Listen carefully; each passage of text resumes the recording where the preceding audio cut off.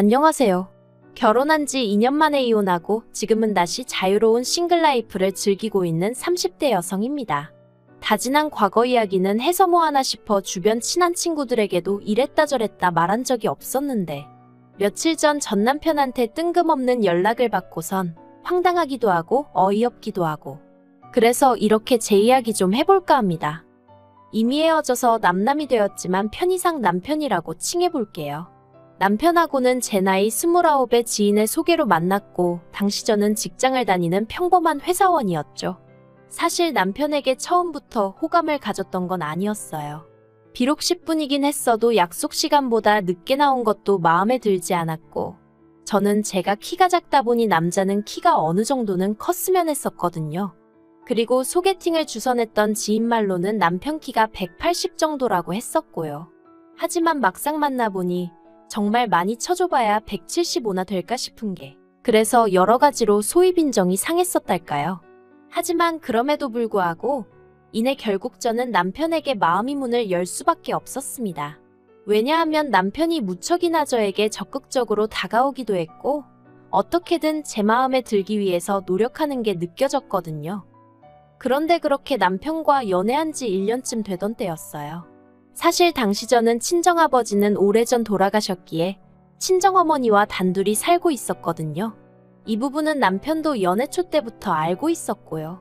아무튼 그러다 하루는 친정어머니가 저를 붙들고 진지하게 하실 이야기가 있다고 하셨습니다. 그런데 왜 그런 느낌 있잖아요. 상대방의 눈빛만 보고도 보통 일은 아니구나 싶은? 그날 제가 딱 그랬어요. 친정어머니의 목소리가 전에 없이 불안하고 뭔가 두려움에 가득 차 있는 것 같았거든요. 그리고 어째서 이런 슬픈 예감은 빗나가는 일이 없는 건지 친정어머니가 어렵게 꺼내신 이야기는 충격 그 자체였습니다. 췌장암이라고 하셨으니까요. 원래는 제가 신경 쓸까 그게 걱정되어 끝까지 숨기려고도 하셨답니다. 하지만 막상 그러려니까 저만 보면 눈물이 차올라서 감정 조절이 안 되시더래요. 그리고 저는 그런 친정어머니를 보면서 제 자신이 몹시도 한심하고 증오스럽기까지 했어요. 그제서야 전에 없이 마른 친정어머니의 몸이 노랗게 떠버린 얼굴이 눈에 들어왔으니까요.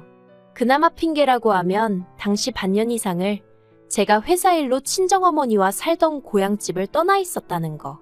하지만 설령 남들이 저를 이해한다고 해도 제가 제 스스로를 용서할 수가 없었네요.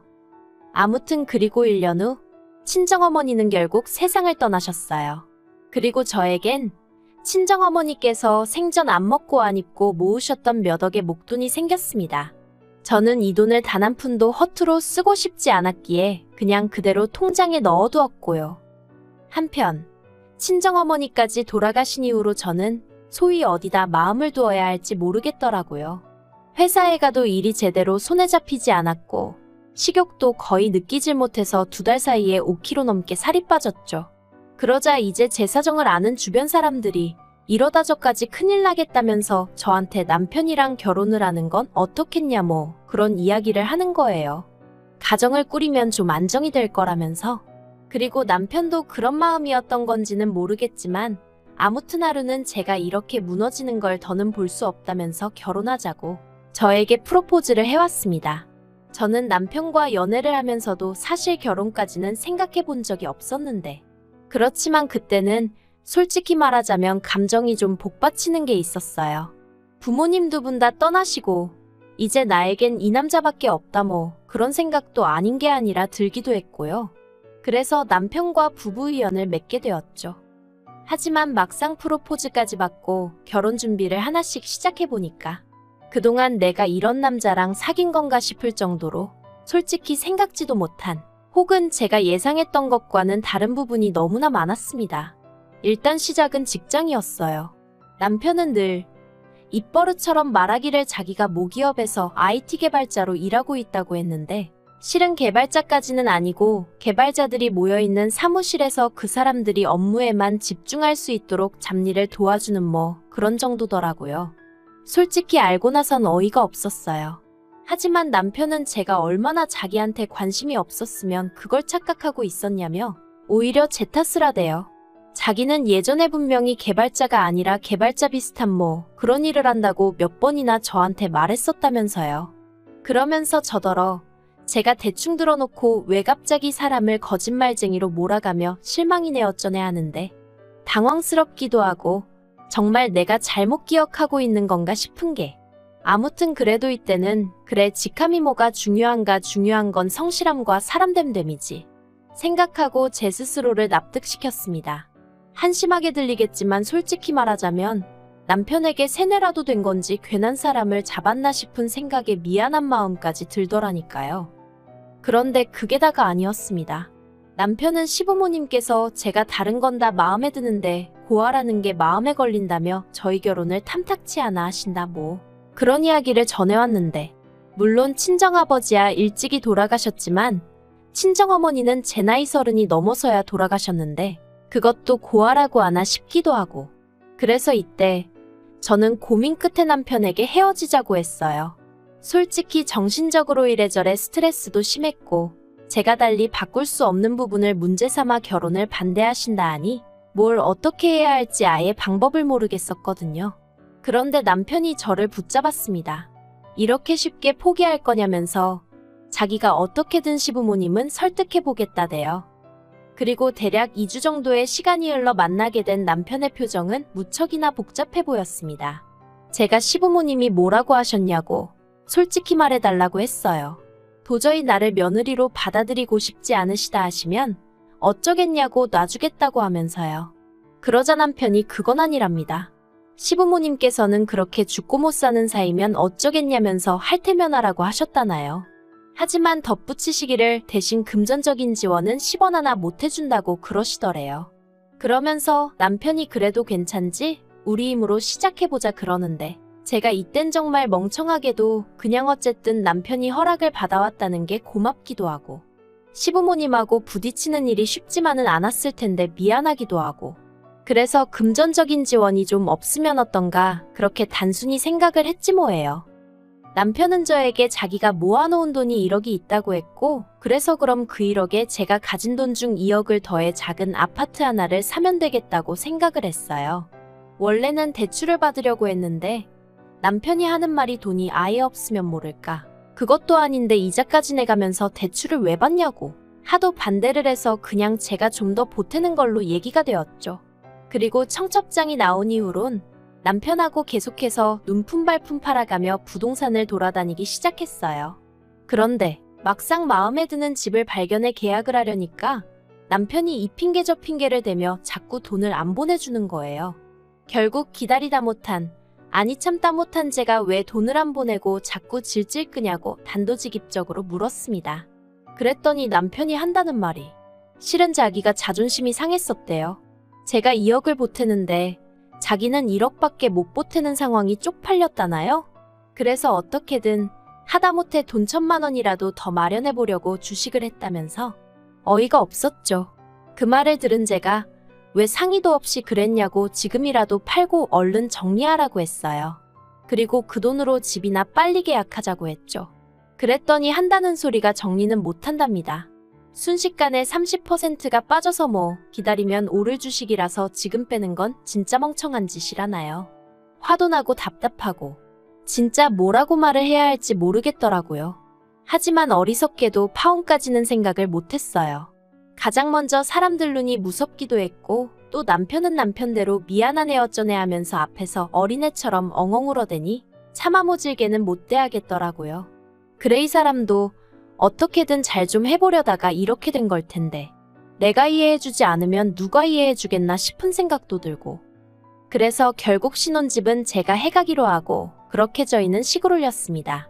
그런데 결혼한 지 반년쯤 지났을 때예요.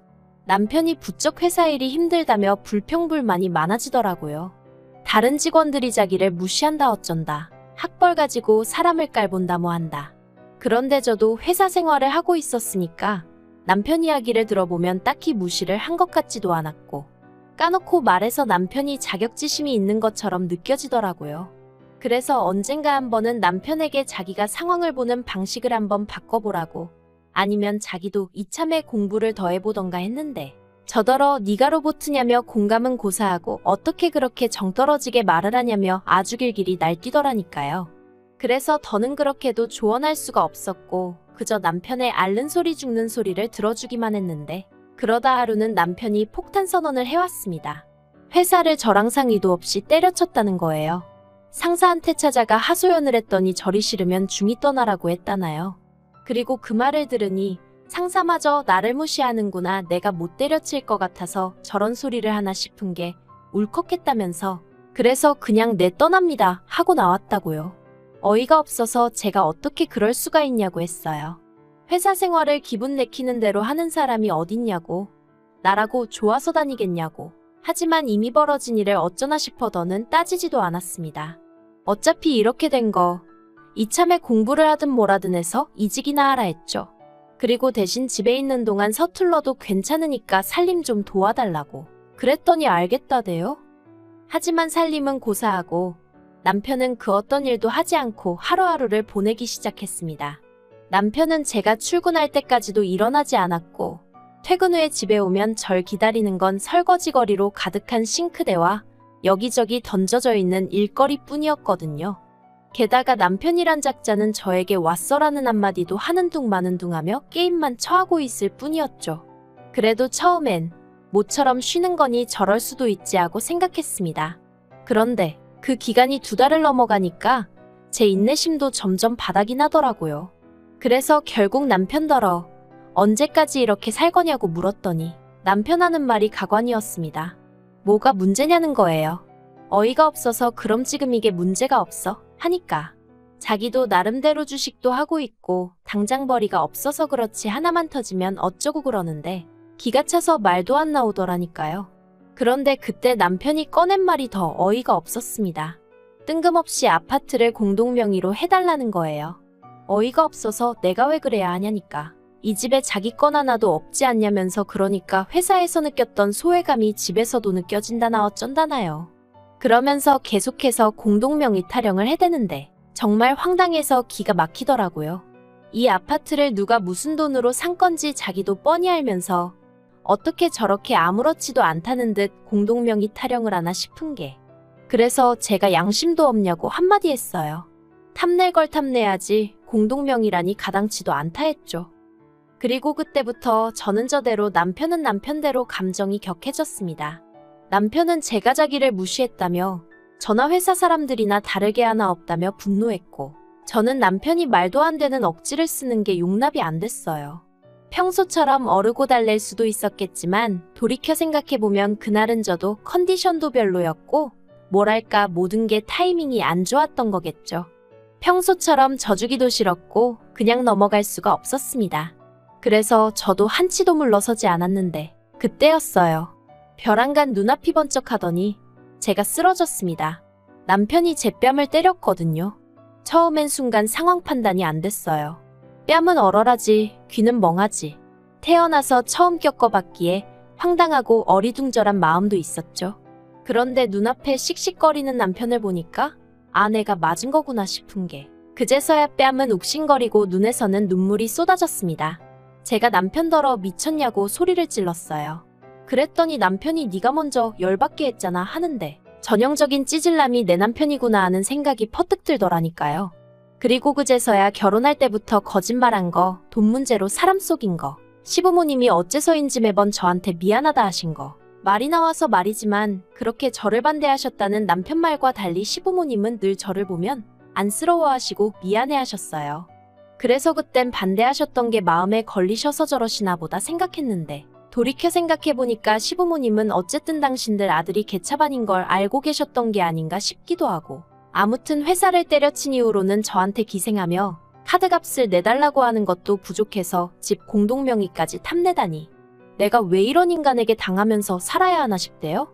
그래서 지금 나 때렸냐고 고맙다고 그랬어요. 이한대로 우리 결혼 생활은 여기서 끝났다 생각하라고 했죠. 그리고는 핸드폰 챙겨서 바로 화장실로 도망쳤고 덜덜 떨리는 손으로 경찰을 불렀습니다. 이후로는 남편이 동네가 떠나가라 악을 써댔지만 결국 제 집에서 나가게 되었죠. 그리고 그 일이 있고 며칠 뒤 남편에게 연락이 왔습니다. 자기가 반성 많이 했다면서 마지막으로 한 번 만나서 얘기 좀 하자 하던데. 설마 했지만 결론부터 말하자면 역시나였어요. 남편이 기껏 한다는 소리가 부모님도 다 돌아가신 마당에 제가 이혼까지 하면 사람들이 저를 얼마나 깔볼지 저더러 모르겠냐 했거든요. 네 팔자가 세니 어쩌니 그러면서 사람들이 쑥덕거릴 텐데 너 괜찮겠어? 회사에는 뭐라고 얘기할 건데 그러는데 이 사람 정말 비열하구나 싶은 게 치가 떨리면서 사귈 땐 왜 몰랐을까 하는 후회뿐이었죠. 아무튼 카페에서 만나 그런 이야기를 나누고 있었는데 전 도저히 그런 남편을 용서할 수가 없었고 그래서 마시고 있던 과일 주스를 그대로 남편 얼굴에 끼얹어 버렸습니다. 그랬더니 딸기니 뭐니 안에 들어있던 과일 찌꺼기가 그 사람 머리와 안경에 들러붙어 있는데 그 꼴이 우습긴 하대요. 사실 마음 같아선 저도 그 사람 귀싸대기한데 시원하게 갈겨주고 싶었죠. 하지만 그러면 이혼할 때 저한테 불리한 일이 있을 것도 같아서 그렇게는 못했어요. 한편 주스 세례까지 받고 악에 바친 남편이 저에게 욕을 퍼부어댔고 결국 카페 사장님이 경찰을 부르고 나서야 저는 남편에게서 벗어날 수 있었습니다. 그렇게 서로 밑바닥까지 다 보여주고 나니 이혼은 오히려 쉽게 했어요. 결혼 생활이 짧아서 위자료 같은 건 못 받았고 그나마 위로가 되었던 건 그 과정에서 남편 재산을 알게 되었는데 주식에 넣었다던 1억은 2천도 안 남아있더라는 거죠. 어머님 아버님은 당신들이 다 뜯어 고쳐놓겠다며 지금이라도 다시 생각해보면 안 되겠냐 저를 설득하려 드셨지만 오히려 그런 어머님 아버님이 더 얄미웠어요. 당신들 아들이 그 모양인 거 뻔히 알면서 또 나한테 떠넘기려고 하시나 싶은 게 그래서 그나마 좀 찜찜한 마음이 있었는데 다 털어버릴 수 있었죠. 그런데 황당하게도 제가 이렇게 글을 쓰게 된 이유이기도 하고요. 엊그제 남편한테 연락이 왔더라고요. 자기가 정말 반성 많이 했다면서 한 번만 기회를 달랍니다. 새 출발하고 싶다면서 그리고 저에게 무슨 든든한 버팀목이 되어주겠다나요? 혼자는 힘들지 않냐면서 이번엔 아이까지 낳고 정말 완벽한 가정을 꾸려보자 이러는데 소름이 끼치더라고요. 그래서 오늘 오전 핸드폰 번호도 바꾸고 집도 내놨어요. 당분간 회사 때문에 어디 멀리 가지는 못하겠지만 제가 죄를 지은 것도 아닌데 숨어 지내야 하나 싶은 심정이네요. 요새 제정신 아닌 사람들 많으니까 조심하는 것도 나쁘지 않겠다 싶어서요. 서글프지만 제 인생 돌아가신 부모님만큼이나 관심 가져줄 사람은 없다고 생각하고 그러니 더 독하게 마음 먹고 살아가렵니다.